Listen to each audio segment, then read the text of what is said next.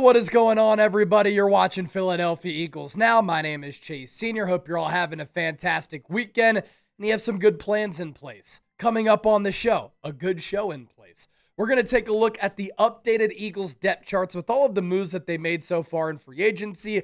And of course, with that, examine some of the holes that they need to fill on this roster and take a look ahead at the NFL draft as well, because I think Howie Roseman has a plan where the Eagles are going to go offense heavy in the draft, given that they have gone with a lot of defensive players who they have drafted and developed over the last couple of years. Before we do all of that, let me ask you a question.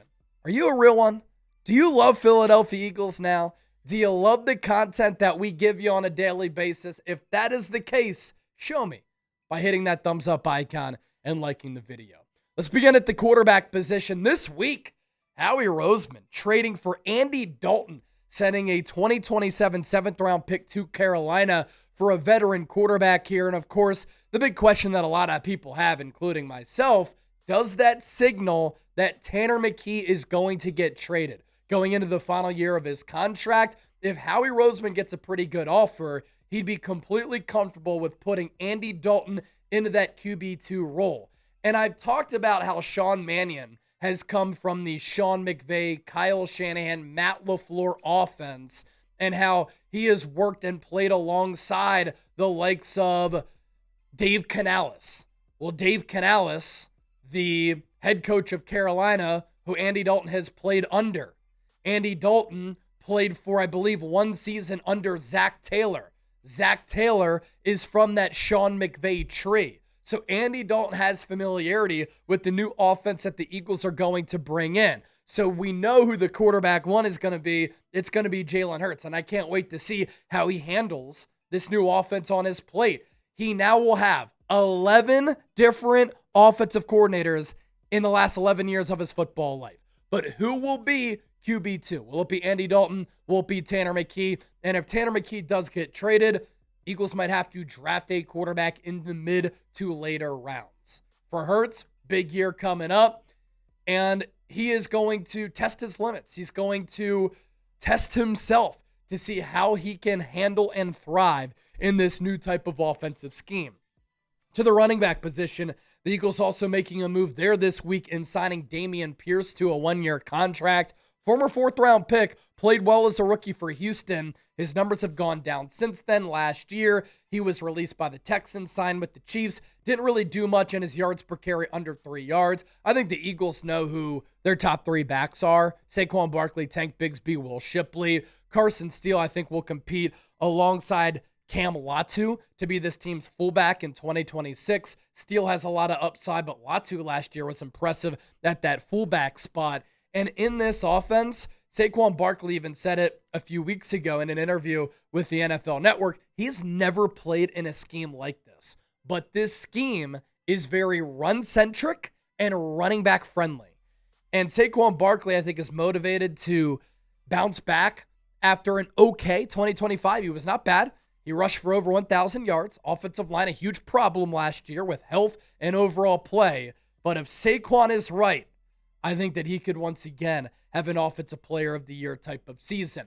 At the wide receiver position, this is a pretty good 1-2-3 punch here. A.J. Brown, Devontae Smith, Marquise Brown. The Eagles also adding Marquise Brown this week, a vertical element and speedster to really complement the pass game, but to threaten the defense to a point where I think it could open up the running game because safeties can't crash and hover and hang out in the box as much when you have a vertical speedster like Hollywood Brown. Eagles really haven't had a player like that since Quez Watkins in 2022. I expect Darius Cooper to also compete for that wide receiver 3 job, and it wouldn't surprise me if the Eagles draft a wide receiver early in the draft. Look out for Johnny Wilson to have a bounce-back year coming off a season in which he missed because of injury. The Eagles really missed him as a blocker last year. The big domino, what's going to happen with A.J. Brown? As I'm recording this video is going to be published on Saturday, March 21st. I think A.J. Brown gets traded. And so I think there will have to be another move that the Eagles make at wide receiver. I don't think that you can roll into 2026 with Devontae Smith, who I think can be a 1, but Marquise Brown as a 2, Darius Cooper as a 3. I think you need to sign somebody like Jawan Jennings Deebo Samuel, trade for another wideout. Brian Thomas Jr. would be lit, although I don't think Jacksonville is going to deal him. I think the most realistic scenario is that the Eagles draft a wide receiver in the first round or the second round. I know losing AJ would suck. Probably the best wide receiver in franchise history, at least that's my opinion. But if you do draft a wideout and trade him away, you can reset financially in that room and on offense to help you pay some of these young defensive studs. Eagles have been very active at the tight end position this offseason. Dallas Goedert re-signed, 1 year, $7 million deal. Grant Calcaterra, $700,000 in guaranteed money. Not a lot to make this team. Johnny Munt, $750,000 guaranteed for him. I think he does make the team because he's a really good blocker. Outside of that, Eagles have a couple of other options. You could look at E.J. Jenkins, Cam Latu, although I think he's more of a fullback. Stone Smart is a player who the Eagles added on Thursday, a former quarterback and wide receiver who's got some athletic upside. And let's just spend a moment talking about Dallas Goedert here. Dallas Goedert has become a franchise icon. He's 5th all-time in the history of the organization in receptions, right? Last year set the record for the most touchdowns in a single season for a tight end with 11. He has made big play after big play in so many different playoff runs. He's been an excellent player since coming into the league as a second-round pick in 2018. He's been a little bit undervalued and underrated because of some of the injuries that he suffered from time to time. Never anything catastrophic, but he's been nicked up here and there. But the last 2 years, he has taken team-friendly deals to stay with the Eagles in order to make it work. And he's going to go down as an Eagles great. To the offensive line, Eagles need multiple players on this list to bounce back and get healthy. Jordan Mailata, I hope he's motivated in 2026. Aussie, Aussie, Aussie. Oi, oi, oi. After a really disappointing 2025 season for him. Landon Dickerson, Cam Jurgens, they went to Colombia and they got some stem cells. Hopefully the knee with Dickerson, the back for Jurgens bounces back. The Eagles need that in a bad way. From center to left guard to left tackle, that Eagles offensive line was porous in 2025. It impacted and threw off everything. Tyler Steen was the lone bright spot along the offensive line. He was a good player in 2025, final year of his contract, so he'll be motivated to get a big bag in free agency. And then can Lane Johnson continue to stay healthy? When he was on the field, he was playing really well. He said it himself. He thought he was playing at an elite level. So Lane Johnson, giving it another go, legendary Philadelphia Eagle. And the Eagles, of course, this offseason, moving off of legendary offensive line coach Jeff Stoutland. He was with the Philadelphia Eagles since 2013. 13 years with the Birds. This scheme is changing. But Stoutland did a great job of drafting, maximizing, and developing offensive linemen. And now, that is Chris Cooper's role. Big shoes to fill for him. What is your level of confidence in new offensive coordinator Sean Mannion? Let me know down in the comment section right now. Scale it for me from 1 to 100. I always want you to have a voice right here on this show. So let me know what you think about the new play caller who's young, was playing as recently as 2023, but I think is a very bright offensive mind. To the defensive side of the ball for Philadelphia here. I love their defensive tackle room, and I think it's one of the best in the NFL. Moro Ajomo, Jordan Davis, Jalen Carter. Jordan Davis getting the contract extension. Moro Ajomo going into the final year of his deal. I think that he could land a Milton Williams, Jordan Davis type of deal if he plays well in 2026. Yes, he could be in the market for $26 million per year. The depth here is pretty good. Ty Robinson, big year too. Byron Young, the Eagles like him. Gabe Hall, a player who the Eagles have valued over the last couple of years. But this Eagles interior defensive line room is a really, really good one. And as I'm going through all these depth charts, talking about all these players and new acquisitions, it got me thinking, Eagles have sneakily made a lot of moves this week, and it's Howie season in full effect, and we haven't even talked yet about the Sidney Brown trade, which went down on Friday. If you want your Howie season shirts, get yours right now. Chatsports.com/Howie season. I linked up with our design guy, Arnold, to put these shirts together.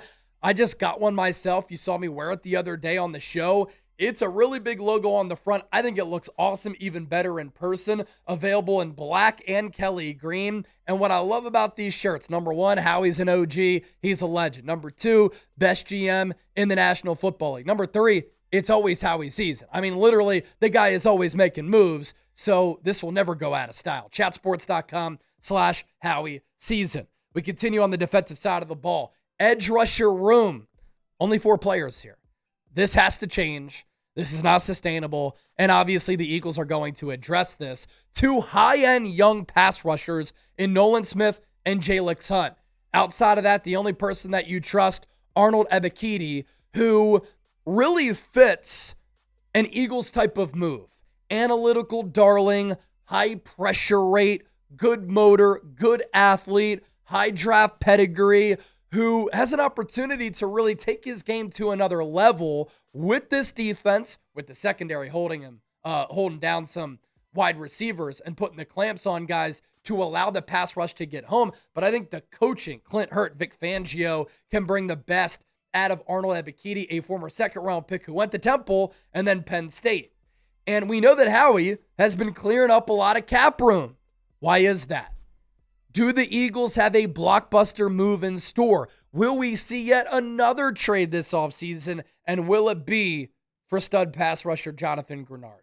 He's played in a 4-3. He's played in a 3-4. Good edge setter. Good against the run. He's got dip, rip, bend, speed, twitch to his game. I think that he would be a tremendous pickup for Philadelphia, and he'd be a lot cheaper than Jalen Phillips, who got $30 million per year. At the second level of the defense, linebacker spot, it hurts everybody to see Nakobe Dean go to the Las Vegas Raiders, but the Eagles weren't going to pay him the $12, $13 million per year that he got from Las Vegas. Why? He's been injured a lot. He's a smaller backer. Yeah, Vic Fangio developed him nicely and used him as a blitzer last year. He was dynamic and helped to unlock the Eagles' defense, but the Eagles have a couple of really good young linebackers who they like. Jahad Campbell, 31st pick last year. Smile Mondon, who they drafted last year out of Georgia. And then Jeremiah Trotter Jr., who isn't the fastest, isn't the biggest, but is one of the smartest and plays the game with good feel and instincts. I think that he could start on a lot of other teams across the NFL. And then when Zach Berman put together that list of practice squad players who impressed a lot of people on this Eagles team, everybody was talking about Chance Campbell, who the Eagles really like and is still only 26 years old. Big year coming up for Jahad Campbell. He's going to have an opportunity to lock down a starting role in coverage. He was really good last year as a rookie. A concern, though, had to get shoulder surgery, will miss most of the offseason, and prior to the draft, after the combine, also got a shoulder surgery. A lot of teams flagged that on medicals. That's why he slid in the draft. Not ideal for a hard-hitting linebacker. Love the way that this cornerback room is shaping up. Quinyon Mitchell, Reek Woolen on the outside, Cooper DeJean on the inside.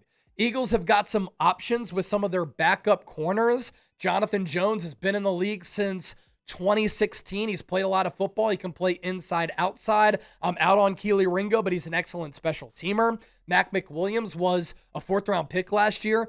He can run really well, had some moments throughout training camp. So he could be vying for a backup role at outside corner. I do think Michael Carter II is going to make that switch to safety, but he can be the backup nickel in this defense. And the addition of Reek Woolen, 1 year up to $15 million, cap hit of $3.5 million this season. He's 6'4", he's long, been in the NFL 4 years, double-digit PBUs each year. He's got 4.2 speed, ball production, plays with swagger.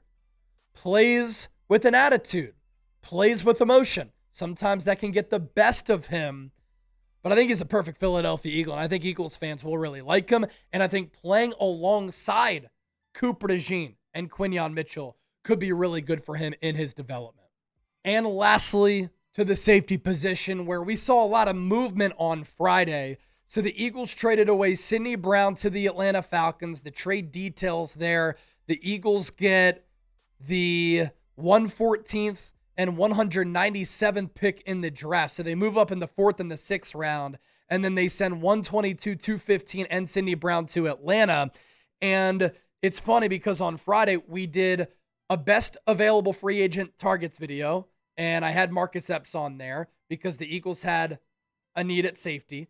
And then when Sidney Brown was traded, I had said in that video, I think the Eagles are going to sign Marcus Epps. They signed Marcus Epps. They also added J.T. Gray, a 30-year-old safety, to the team who spent a majority of his career with the New Orleans Saints, 2018 through 2024 with the Saints. He has never started a game in his NFL career, but he has played in 103 games in his career. He's been an All-Pro twice, 3 times actually, and a Pro Bowler once as a special teamer. So the Eagles lose Sidney Brown, a good special teamer. They replace him with a cheaper player as compared to a former third-round pick in J.T. Gray.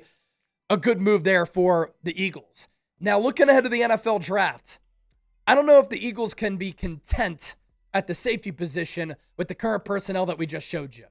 I think they got to draft a safety at some point, and I think they will. As far as the specialists for this Eagles team, Jake Elliott, he's back. Eagles guaranteed his $5 million salary for 2026, lowering the base salary from $6 million to $5 million. He'll be the kicker. Braden Mann got a nice little bag for a punter, and he's with this team on a new 4-year contract. The Eagles do not have a long snapper, and this is an important position. Rick Lovato, Jake Elliott struggled. With a couple of different long snappers in 2025, Jake Elliott struggled. So I think they need to get long snapper right to help out Jake Elliott and get him on track because the pressure is on Jake Elliott going into this upcoming season. Don't forget to hit that subscribe button. So many videos this week. We always are pushing out so many YouTube shorts. Grind don't stop.